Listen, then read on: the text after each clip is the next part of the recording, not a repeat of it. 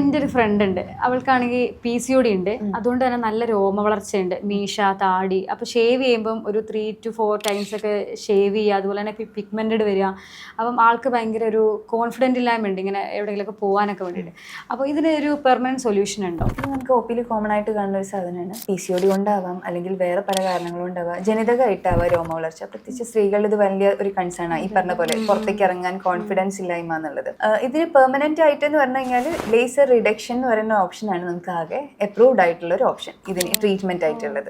Reduction ആണ്, removal അല്ല. അതാണ് അതിൽ മനസ്സിലാക്കേണ്ട ഒരു കാര്യം. കൃത്യമായിട്ടുള്ള സെഷൻസ് എടുത്തിട്ട് നമ്മുടെ രോമത്തിൻ്റെ കട്ടി കുറയ്ക്കുക, അതിൻ്റെ വളർച്ച നിരക്ക് കുറയ്ക്കുക എന്നുള്ളതാണ് ശരിക്കും ഇതിനകത്ത് ട്രീറ്റ്മെൻറ്റ്. ആദ്യം നമ്മൾ മാസം എടുക്കുന്ന ട്രീറ്റ്മെൻറ്റ് ലേസർ സെഷൻസ്, പിന്നെ നമ്മൾ എന്ത് ചെയ്യും, ഇൻ്റർവെൽ കൂട്ടി എടുക്കുക ചെയ്യാം.